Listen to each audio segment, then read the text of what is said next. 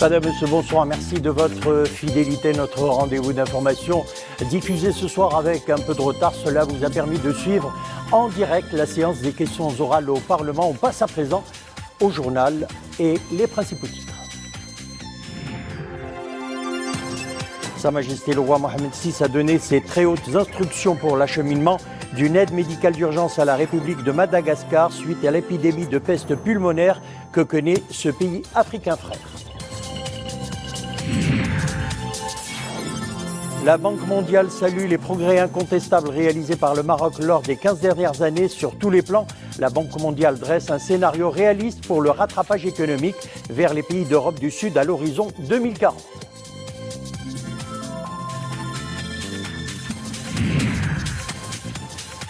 Et puis il sera question de gastronomie. Nous irons à Tahnaout goûter au petit plat du chef cuisinier Tariq Harabida. Son atelier installé en pleine nature connaît un fort succès, notamment auprès des jeunes apprentis cuisiniers de la région. Activité royale en ouverture de cette édition, Sa Majesté le roi Mohamed VI a procédé cet après-midi au niveau de l'avenue Hassan II au quartier Bettana à Salé au lancement du projet d'extension de la ligne 2 du tramway de Rabat-Salé portant sur une longueur de 7 km et mobilisant des investissements de l'ordre de 1,7 milliard de dirhams. Ce projet s'inscrit en droite ligne du programme intégré de développement de la ville de Rabat 2014-2018, baptisé Rabat Ville Lumière, capitale marocaine de la culture, et traduit la ferme volonté du souverain d'ériger les villes de Rabat et de Salé en mégapôle urbain où il fait bon y vivre et de s'y déplacer. Cette extension, dont la mise en service est prévue courant juillet 2019, permettra de desservir des quartiers denses en population, Yaqoub al-Mansour à Rabat et les quartiers Moulay Ismail et Qarit Ouled Moussa à Salé. Nous y reviendrons dans nos prochaines éditions. Sa Majesté le roi Mohamed VI a donné ses très hautes instructions pour l'acheminement d'une aide médicale d'urgence à la République de Madagascar suite à l'épidémie de peste pulmonaire que connaît ce pays africain frère. C'est ce qu'indique un communiqué du ministère des Affaires étrangères et de la coopération internationale. Cette aide est composée de 34 tonnes de médicaments, de dispositifs médicaux et d'équipements de protection conformes aux normes de l'Organisation mondiale de la santé, précise le communiqué, ajoutant qu'elle intervient en appui au dispositif de riposte à l'épidémie de peste pulmonaire mise en place par le gouvernement de la République de Madagascar.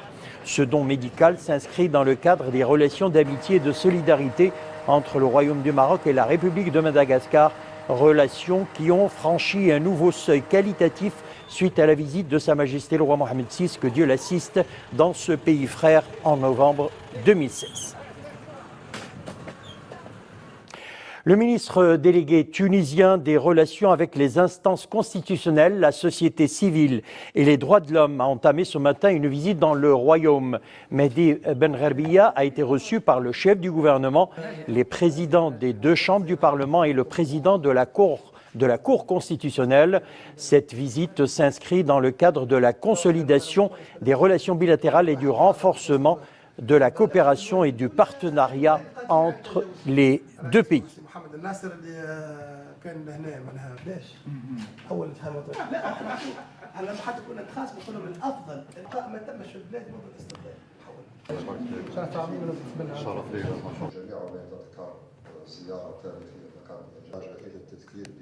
قواسم خلال السنوات القليلة الماضية فقط العاصمة، بالرغم من أنه وقتئذ ولا بالمعنى الجغرافي ولا الديني ولا نهاية السنة لابد نصادقوا عليه قبل ماي، لأنه في قانون في 20 شهر لا وتوا نحضروا في قانون في هذه المعلومة. On va à Bruxelles à présent où le ministre des Affaires étrangères de la coopération internationale Nasser Bourita a eu aujourd'hui des entretiens avec Madame Federica Mogherini, haute représentante de l'Union européenne pour les affaires étrangères et la politique de sécurité, ainsi qu'avec les représentants permanents des États membres de l'Union. Ces entretiens ont porté sur le partenariat entre le Maroc et l'Union européenne et les prochaines échéances bilatérales et continentales. Les déclarations du chef de la diplomatie algérienne au sujet de la politique africaine du Maroc ont été qualifiées cet après-midi d'irresponsables et d'affabulatoires. C'était au début de la séance hebdomadaire des questions orales à la Chambre des représentants dans une déclaration au nom des groupes parlementaires de la majorité. Les développements, Mohamed Aïkishkar. Dans son intervention au nom des groupes de la majorité à la Chambre des représentants, le président du groupe PJD, Parti Justice et Développement à la Chambre des représentants, a souligné d'abord que les propos du chef de la diplomatie algérienne nuisent aux relations historiques et aux liens de fraternité qui unissent les deux peuples frères marocains et algériens. D'ailleurs, tout en dénonçant les déclarations du ministre algérien, les groupes de la majorité enregistrent avec satisfaction les réactions de dénonciation et de condamnation exprimées au sein même du peuple algérien. Nous saisissons cette occasion pour exprimer nos salutations et notre considération au peuple algérien frère. Au moment où nous enregistrons avec satisfaction ces réactions de dénonciation des propos affabulatoires du chef de la diplomatie algérienne, le peuple algérien est profondément conscient que ces propos ne sont que vaines tentatives de la part des autorités algériennes de maquiller le déficit interne enregistré dans divers domaines, politiques, économiques et sociaux, ainsi que des échecs de ces autorités au plan diplomatique, notamment en Afrique. Les autorités algériennes œuvrent à saboter et à retarder l'édification du Grand Maghreb. Les groupes parlementaires de la majorité à la Chambre des représentants condamnent avec force le contenu des propos du chef de la diplomatie algérienne, propos qui reflètent l'ignorance totale du contexte et des développements politiques, économiques et sociaux profonds et positifs que vit le royaume au plan interne et au niveau de ses relations extérieures, notamment avec l'Afrique. Page économie, à présent le rapport Doing Business 2017 que publie la Banque mondiale classe l'Algérie loin derrière le Maroc. Le Maroc occupe la 68e place, l'Algérie 156e. Le Maroc enregistre le meilleur score dans la région du Maghreb, 68,5 points, la Tunisie 64,89 et l'Algérie 47,76 points. Dans le domaine de la création d'entreprises, le Maroc et l'Égypte arrivent respectivement à la 40e et 39e place. La Tunisie est classée 103e, l'Algérie est classée 142e. Et puis à propos d'économie toujours et à propos de la Banque mondiale toujours, elle salue les progrès incontestables réalisés par le Maroc lors des 15 dernières années sur tous les plans. La Banque mondiale dresse un scénario réaliste pour le rattrapage économique vers les pays d'Europe du Sud à l'horizon 2040 et d'ajouter que le Royaume dispose du potentiel lui assurant un siège bien mérité parmi les pays émergents. Zakaria Mokrinbillah. Le rapport de la Banque mondiale intitulé Le Maroc à l'horizon 2040, investir dans le capital immatériel pour accélérer l'émergence économique, souligne que les avancées réalisées par le Royaume ont donné lieu à une croissance économique relativement élevée, une augmentation sensible de la richesse nationale et du niveau de vie moyen de la population, l'éradication de l'extrême pauvreté, l'accès universel à l'éducation primaire, un meilleur accès aux services publics de base et un développement considérable des infrastructures publiques. Le Royaume a pu ainsi enclencher un processus de rattrapage économique vers les pays de l'Europe du Sud, l'Espagne, la France, l'Italie ou le Portugal. De fait, le PIB par habitant du Maroc pourrait atteindre près de 45% de celui d'un pays d'Europe du Sud, alors qu'il est de 22% actuellement, souligne encore le rapport. Un scénario réaliste pour un pays stable politiquement, qui peut jouer la carte de la jeunesse, du progrès et de la modernité, précise le rapport de la Banque mondiale, qui s'appuie sur les mutations que connaît le Maroc sur les plans de la transition démographique, de l'urbanisation de la société dans un contexte de régionalisation avancée et de la montée du niveau de formation de la population. Ces trois tendances offrent de véritables opportunités pour le développement économique du pays. La Banque mondiale recommande au Maroc de renforcer ses investissements dans les institutions des services publics et dans le capital humain, afin d'accélérer la croissance et développer davantage le niveau des revenus et des richesses. Dossier terrorisme, à présent 6 nouvelles interpellations à Rabat, Bni Mellal et El Jadida en lien avec la cellule terroriste pro-Daesh démantelée dernièrement et qui visait à porter atteinte à la sécurité et la stabilité du royaume. C'est ce qu'indique dans un communiqué le ministère de l'Intérieur.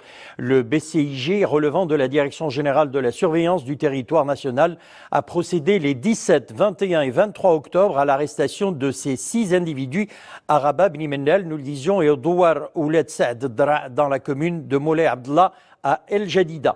Le ministère rappelle dans un communiqué que le démantèlement de cette cellule avait permis le 14 courant l'arrestation de 11 personnes et la saisie dans une planque sur Hafez et au domicile familial du cerveau de la cellule à Khribga d'une quantité de liquide et de poudre chimique qui servent à la fabrication d'explosifs selon l'expertise effectuée par les services compétents.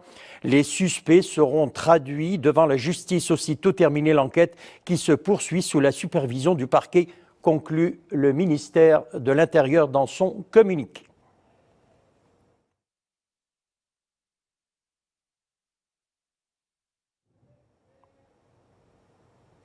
Le renforcement des capacités de l'INDH, des INDH africaines dans la promotion et la protection des droits des migrants et des réfugiés, c'est le thème de l'atelier organisé aujourd'hui et ce jusqu'au 25 de ce mois par le CNDH, le Conseil national des droits de l'homme. Il sera question notamment de dresser l'état des lieux sur la situation des migrants et des réfugiés sur le plan international et régional et la protection de leurs droits. Mounia Marouche. Au menu des travaux, le partage d'expériences en matière de développement humain, l'INDH comme modèle. Les initiatives du développement humain sont exposées sous l'angle des droits des migrants et des réfugiés. Objectif, élaborer une politique africaine commune dans le domaine des droits de l'homme et renforcer la protection des droits d'asile. Sur le plan de la migration et du droit d'asile, il y a des discussions et des textes juridiques internationaux en cours de préparation à l'ONU. Il faut que l'Afrique se mobilise pour souligner ses besoins et ses points de vue concernant la politique d'asile. Je suis très content d'être ici au Maroc parce que le Maroc, depuis 2013, a commencé une politique migratoire qui est très importante pour la région.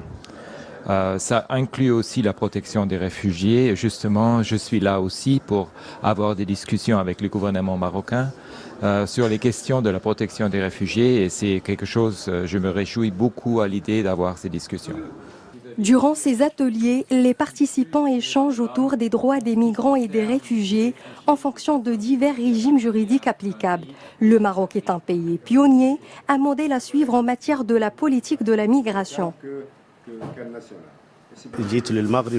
Je suis venu au Maroc pour bénéficier d'une formation dans le domaine des droits de l'homme et particulièrement des droits d'immigrés et des réfugiés.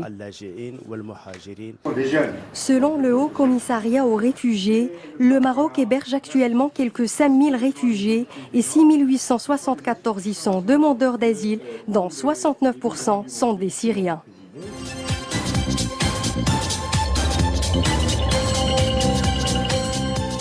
On passe à présent à l'actualité internationale. Un triple attentat suicide au Nigeria fait 13 morts et une dizaine de blessés. 3 femmes kamikazes se sont faites exploser hier soir à Maïdougouri, capitale de l'État du Borno. La première femme a déclenché sa ceinture explosive devant un petit restaurant. Quelques minutes plus tard, une autre femme s'est faite exploser dans le même quartier devant l'entrée du camp de déplacés. La troisième femme, la ceinture n'a pas totalement fonctionné, il n'y a pas eu de victime. Les autorités affirment que de nombreux membres du groupe Boko Haram ont été aperçus rôdant autour de la ville.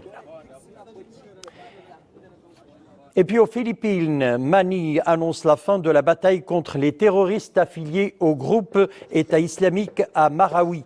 Nous annonçons la fin de toutes les opérations de combat à Marawi, a annoncé le ministre philippin de la Défense. En 5 mois, quelques 920 terroristes avaient été tués. Le chef de l'armée a annoncé que quelques terroristes étaient encore retranchés dans les 2 bâtiments, dont une mosquée. Des centaines de terroristes du groupe avaient prêté allégeance au groupe État islamique et avaient pris le contrôle le 23 mai, le contrôle de secteurs entiers à Marawi. Une conférence des donateurs initiée par l'ONU à Genève s'est ouverte aujourd'hui avec pour objectif de lever 434 millions de dollars d'ici février 2018 en faveur des 900 000 réfugiés Rohingyas.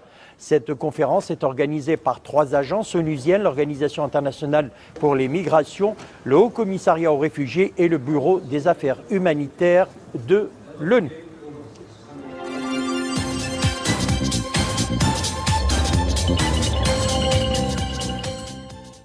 Sa passion, c'est la cuisine. 30 années d'expérience en Europe, au Moyen-Orient, mais également au Maroc. Installé à Tahnaout, Tariq Harabida partage son savoir-faire. C'est dans un atelier installé en pleine nature que le chef cuisinier, après avoir initié les touristes qui visitent la région, ouvre aujourd'hui son espace à de jeunes apprentis cuisiniers gastronomiques avec un supplément de saveur propre à la région. Amina Allem, Nisri El-Hamdaoui.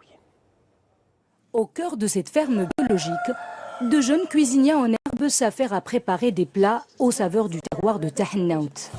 Ils sont encadrés par des chefs cuisiniers qui ont la passion de transmettre leur savoir-faire.